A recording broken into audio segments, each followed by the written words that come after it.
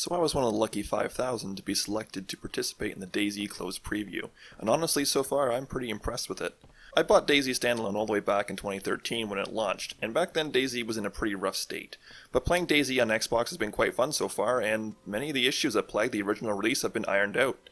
As someone who's put over 700 hours into DayZ on PC, over the course of almost every patch and update, I can honestly say that DayZ in 2018 is finally starting to shape up into a decent experience. So in this video, I'm going to go over my DayZ closed preview experience thus far, the good, the bad, and then some tips for beginners. When I first heard about DayZ coming to consoles a number of years ago, I had a good laugh at that notion. DayZ's performance was so bad on PC that I actually wrecked my gaming laptop playing it. I had to buy a $2,000 gaming PC in order to actually play this game at a decent frame rate, so the thought of this game running on an Xbox One sounded absolutely ridiculous to me. But I'm honestly blown away by how well this game runs on my new Xbox. Now I'm playing on the Xbox One X, so my experience might be a bit better than others, but from what I've heard from other players, everyone seems to agree that this game runs quite well. I have yet to have my frame rate dip low enough for the gameplay to be negatively affected, and the game is very much playable from a performance perspective. It's also a very good looking game with some of the best forest visuals I've ever seen on the Xbox. It can't rival my heavily modded Skyrim, but then again, what can? Another area that the game does very well are the background systems. Stamina management, melee combat, food and hydration, and crafting are all working great in my opinion. Stamina is relatively new to the DayZ experience, and while many players dislike it, I think it adds a lot to the game. Everyone has a stamina bar at the bottom left of the screen, but as you equip more gear, that bar gets smaller, limiting the amount of time you can sprint and how many melee attacks you can perform. If you are fully decked out with multiple weapons, a high capacity backpack, and a ballistic vest, you won't be able to sprint or use melee weapons very long, if at all. This allows lower geared players to actually escape from heavily armed bandits if they're smart about avoiding gunshots.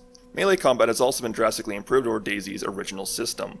There are many different melee weapons, from knives to crowbars to axes. Each of these weapons has different ranges, swing speeds, and damage. Personally, I found that the hatchet to be the best melee weapon, but it takes up a lot of my inventory space, so I typically use a splitting axe since it can fit on my back. When wielding a melee weapon, you can perform a light or heavy attack, and by walking backwards with the melee weapon raised, you can block. I'm sure there are a bunch of other combos and whatnot, and I'm far from mastering this system.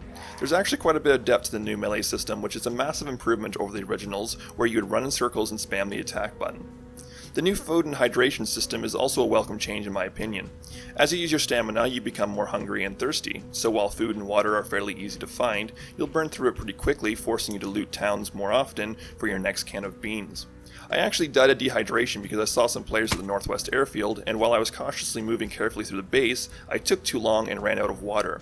It may seem like a small thing, but the more often you need to loot, the higher the chance of running into other players and infected is, making the experience much more engaging. Speaking of infected, the zombies in DayZ are a proper threat now. While their intelligence is rather limited, they can be a surprising threat in groups. Trying to fight 2 or 3 zombies without a gun can often be lethal, so avoiding infected or locking them in buildings is often a much better option. Now in the closed preview, every player spawns with a pistol and plenty of ammo, which I personally think makes the experience way too easy and doesn't properly represent the true threat of the zombies. However, I'm sure that when DayZ officially launches, players will spawn with nothing like the true DayZ experience. In addition to infected, you may also run into a pack of wolves. Unlike the zombies, the wolves actually seem to be a lot more intelligent and will try to surround you. They will also retreat if they lose too many members of the pack, making them feel more like real animals rather than mindless monsters. I was lucky enough to run into some near Mishkino military base. However, at this point I'd already had some decent weapons, so they weren't much of a threat. I wish that the wolves would spawn down south, since in the northern areas of the map, guns are easier to find. So when you run into wolves, you're usually pretty well geared and you'll likely survive the encounter pretty easily. Still, the wolves will force you to use some of your ammo and alert nearby survivors that you're close by, so I'd still say that they're a threat in their own way. And finally, the last noteworthy part of my time playing the DayZ closed preview was the weapon variety.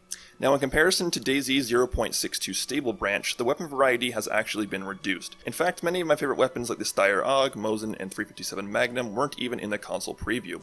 But while it may be a step down from the PC stable version, the weapon variety is far greater than when the game first launched on PC. If I remember correctly, when DayZ Standalone first launched there was only the M4, Mosin, and FNX45 in the game, and that was it. Whereas in the Xbox preview, I found 3 different pistols, a shotgun, a rifle, 3 SMGs, and 2 assault rifles. There isn't the most variety, but there's certainly enough to make the gunplay feel unique and varied. There's also a few different attachments that you can find for many of the weapons, like suppressors and scopes, to give you more gameplay options. You can also switch between using a scope or the iron sights, which is a great quality of life addition that I really appreciate. The weapons aren't perfect, however, and there are a few issues that will hopefully get sorted out. The first is that the base M4 seems to be bugged and won't spawn with any weapon attachments. You also can't seem to change to full auto on any weapons right now, and all the weapons seem to be locked on semi-automatic fire. I don't know if this is a bug or a missing feature, but hopefully it changes soon. But now that I'm done talking about the positives, it's time to talk about the negatives. There are three major areas that really took away from my enjoyment of the experience. The first were the servers. I was actually expecting this, since server stability is something that DayZ has struggled with to varying degrees. For the most part, when you're in a server, the game runs fine and won't be laggy, at least in my experience. However, the servers seem to have a really bad habit of randomly crashing, either forcing you out or just being very unstable and laggy until you quit. It wouldn't be too big of an issue if it wasn't for the fact that the servers were filling up really quickly, so after getting kicked out of a server you would need to queue for a long time in order to actually get back in. When the preview first launched, I couldn't even play for the first 4 days or so until the servers were up and running. Like I said before, I was fully expecting this and it didn't really bother me too much, but if these server issues persist at the console launch, I would highly advise that you hold off on purchasing until they are running smoothly. The second issue I have is with the inventory system. It is awful. It's super slow and clunky, and the UI makes it hard to know which item you're actually selecting. The absolute worst port of the PC inventory system would still be better than what we have right now. Even after many hours of playtime, I still don't know how the inventory works. In fact, I wouldn't even say that it's actually working. I'm pretty sure that's bugged, since there are plenty of times where I have enough inventory space to carry an item, yet I still can't pick it up for absolutely no reason at all. I also have no idea how to move items to different parts of my inventory, which may seem like a small gripe, but when you take into account how item damage is calculated, it's a serious issue. For those who don't know, items on the bottom right of your inventory are damaged last, while items on the top left of your inventory are damaged first. By placing critical items like bandages in the bottom right of your inventory, you can make them a lot less susceptible to being damaged. Without being able to place your items where you want, you'll most likely run into a situation where you are bleeding, but your bandages are ruined, leading to a frustrating death. Now maybe the system has been changed, but as far as I know it hasn't. To get around this, I recommend keeping crucial items in medkits or protector cases. The last major issue I have is the lack of features. DayZ at this point in time is a loot up and shoot up kind of game. There still isn't any base buildings, and vehicles have yet to be implemented. The core DayZ gameplay loop is spawn with nothing, get a backpack, get a gun, go to a military base and get a better gun, get some ammo, grab some food, head back to the coast, then kill or help people. If that doesn't interest you, don't buy this game. You will hate it. Another thing I will say about DayZ is that you shouldn't buy this game on the promise of content updates. This game has been in early access for almost 5 years now, and during that time, new content has seemed more like a mirage. Whenever you get close to seeing it, it disappears entirely. The DayZ dev team also has a very bad habit of underestimating how much time it will take to deliver new content. Now, I don't think there's any malicious intent here. I don't think that they're lying to us so much as they're just too optimistic. But regardless, it always takes them longer to deliver on their promises than they estimate. They have said that content updates will be faster now that the game is entering beta, but personally I'm not holding my breath after the past 5 years. I don't want to come off as hating on the developers or anything, since I know from my own independent game development that things can change at a moment's notice, leaving you out to dry. I don't envy the position they are in, and I honestly think that they're doing their best with the tools they've been developing for all this time. If there's one thing I can say about whether or not to buy DayZ, it would be to buy this game if you like what you see now, not what you may see in the future. That was my mentality when I purchased DayZ back in 2013, and I don't regret buying it for a second. Even though DayZ is lacking content, that didn't stop me from logging on almost a solid month of total playtime. So if you were planning on buying DayZ when it releases on Xbox but have no idea where to start, then I have put together a list of 10 tips to help you out. I am by no means the best DayZ player, but regardless, these tips will serve you well. Tip number 1. You are not Frankie on PC in 1080p. Do you have a dream of grabbing a rifle and hunting down the batty bandits while new spawns look up to you in awe? Consider this your wake-up call. Those bandits are better than you. They play the game to kill, and they understand how to obtain gear and use it to its fullest ability simply because they kill players more often than you do. Players who want to be the hero will almost always end up becoming a kill-on-sight bandit within a week of playing out of sheer frustration. You will die, over and over again, out of nowhere. Just walking down the street only to hear a crack in the distance and see your screen turn black. You are dead. Get used to that screen. Even if you kill a bandit to save a new spawn, there's a pretty good chance that new spawn will grab his rifle and shoot you. Why? Because you're pathetic and your ideals make you weak. Everyone wants to be the hero, but that playstyle is only for the most skilled DayZ players. Taking down a single player can be damn tough at times, let alone wiping out a squad. I recommend just playing the survivor playstyle until you get better at the game. Play according to the situation. Kill on sight if you need to. Interact with players if you feel safe doing so. Rob players at gunpoint when you're low on supplies. At the end of the day, you're alive while others are dead. Tip number 2. Learn the DayZ map. Turn on your computer or open up your smartphone and Google the DayZ map. When trying to figure out where the hell you actually are, follow a road until you reach a town and see one of these white signs. It will have some Russian gibberish on it. Go to the map, look for that Russian gibberish, and congratulations, you have found where you are. Use that map to plan your route. You want to head inland and get off the coast. Head towards military bases while stopping at towns along your way to resupply on food and water and find some basic weapons. Many towns will also have a police station in them where you can find some pistols and SMGs. These can be rewarding but also dangerous, so be careful. Also be on the lookout for crashed police cars and helicopter crash sites, as these will usually have some decent guns and gear near them. Heli crash sites in particular have some of the best loot in the game. Keep in mind that some military bases are safer than others. While all bases are high risk, I found that South Vibor Military Base and Mishkino Tents are some of the safer areas to gear up before heading to Northwest Airfield or Tizzy Base. Tip number 3. Manage your stamina. Equipping the heaviest, highest capacity backpack may not be the best idea. Personally, I feel it's best to have a good balance of speed and gear rather than stocking up on everything you possibly can carry. It's not hard to be overgeared in this game, and without stamina you'll have a really hard time outrunning players and fighting zombies. If you know a hostile player is in the area, try not to use up all your stamina in case you need to quickly run or flank. Also keep in mind that the more you sprint, the more food and water you'll need to obtain. Personally, I like to have no lower than half of my stamina bar. Tip number 4. Keep a decent stock of water. This is a pretty small tip, but an important one. As I learned the hard way, one water bottle is not enough. If you don't know the map too well and are prone to getting lost, this is especially true.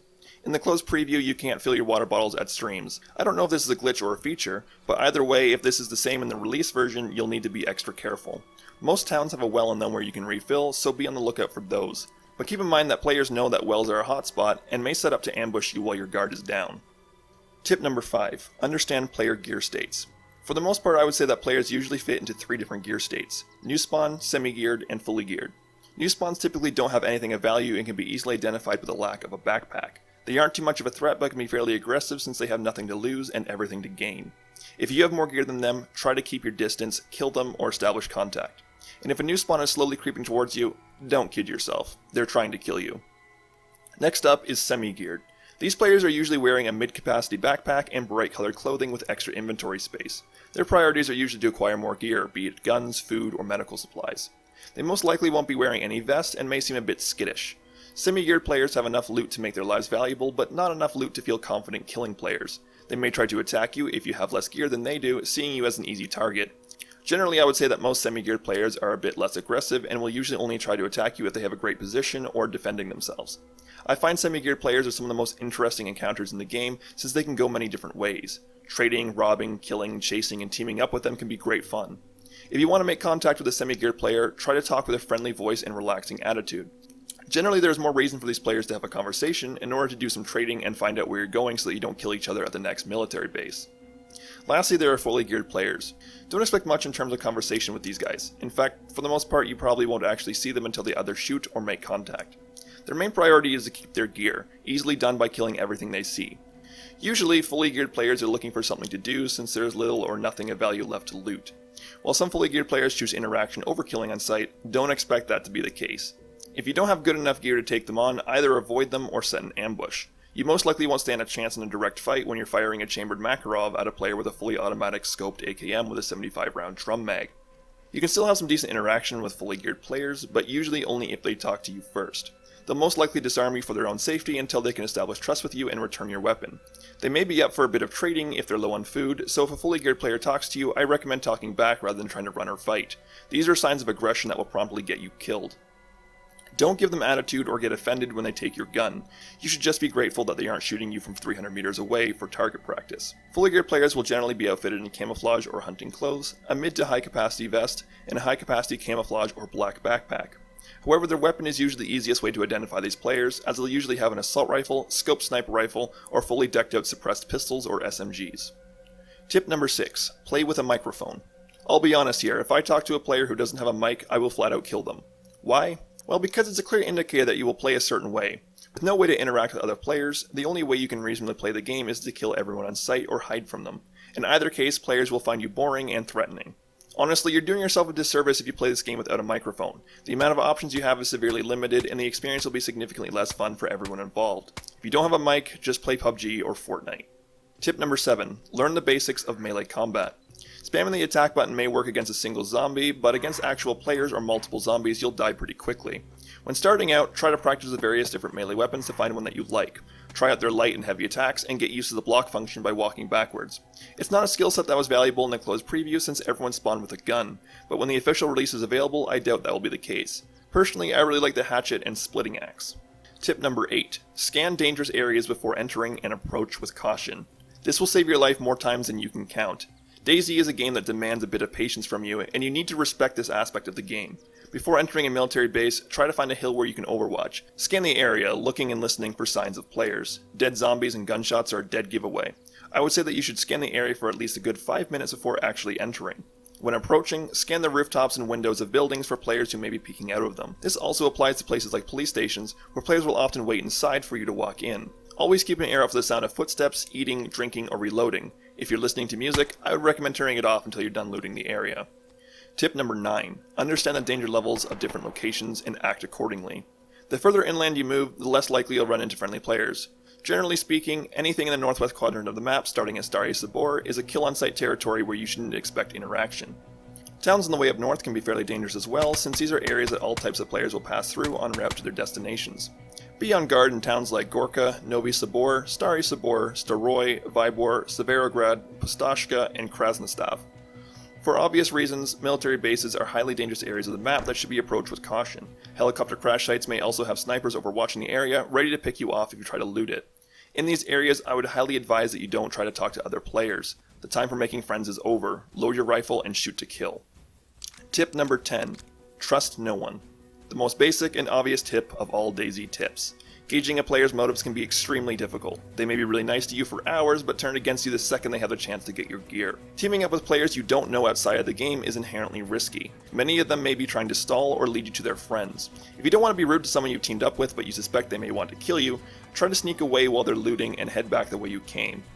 But while you should never trust anyone, don't let that stop you from interacting with them. This game can give you some of the best interactions with other players that you'll ever experience in any game. It's easily one of the most interesting games I've ever played, and if you play long enough I can guarantee you that you'll have a memorable encounter, even if it's a betrayal. Anyways, that's it for this video guys. I hope to see some of you in Chernarus, for better or for worse.